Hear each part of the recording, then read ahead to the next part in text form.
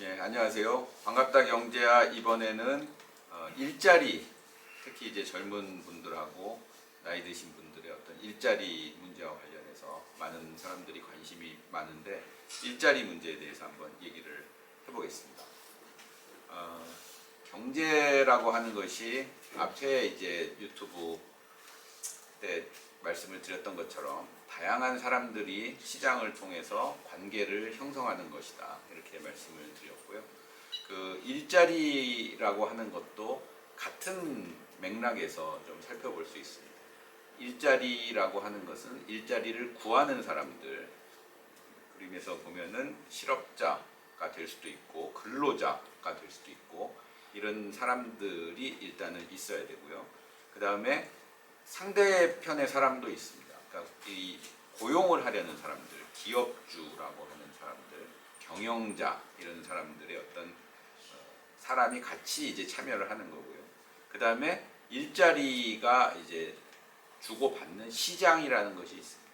그 노동시장이라고 하는 그 시장에서 일자리를 얻으려고 하는 사람과 일자리 사람을 구하려고 하는 사람들이 서로 만나서 어떤 식의 관계를 맺어가는 것입니다. 그러니까 어떤 식의 관계라고 하는 것은 근로하는 조건, 그 다음에 근로에 대한 보수, 즉 임금 이런 것들이 있고, 그 다음에 정부가 그 시장에 어떤 식으로 개입을 해가지고 일자리와 관련된 여러 가지 제도를 만드는 것입니다. 그렇기 때문에 일자리를 구하는 몇 개의 원칙을 한번 살펴보겠습니다. 첫 번째, 제가 만약에 일자리를 구하려고 한다라는 사람의 입장에서 보면 일단 내가 어떤 사람인지에 대해서 고민을 해봐야 됩니다. 나는 누구인가?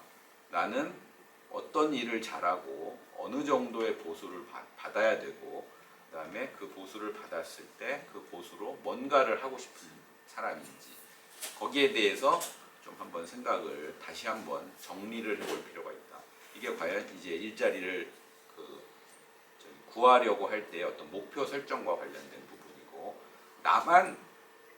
두 번째 단계에서는 나만 생각하면 안 됩니다. 그러니까 나 혼자서 일자리를 만드는 것이 아니기 때문에 나는 이제 일자리를 찾아 나서는 사람이고, 나를 필요로 하는 사람들, 그러니까는 나와 관계를 맺으려고 하는 사람들, 즉 결과적으로 기업이겠죠. 기업에서 어떤 사람들을 어떤 원칙하에 채용하려고 하는 것인가, 취업 기관에 대해서 이해를 하고 공부하는 것이 두 번째 단계입니다.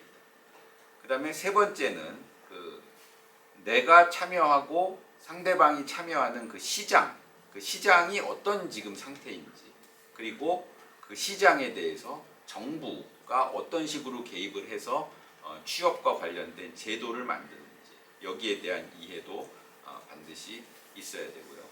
그 다음에 마지막으로 이 세 단계에 걸쳐서 충분히 고민을 해봤다 그러면은 거기에 맞춰서 내가 이제 전략을 세워야 되는 것이죠. 전략을 어떤 회사에 어떤 조건으로 지원을 해서 어떤 모습을 자기가 어필을 하고, 그러니까 자기가 어떤 자기를 내세우고 그 상대방이 자기를 채용할 수 있도록 하는 그런 어떤 구체적인 전략을 수립하는 이 네 가지 단계로 취업 문제를 접근하는 것이 좋다, 이렇게 생각을 합니다.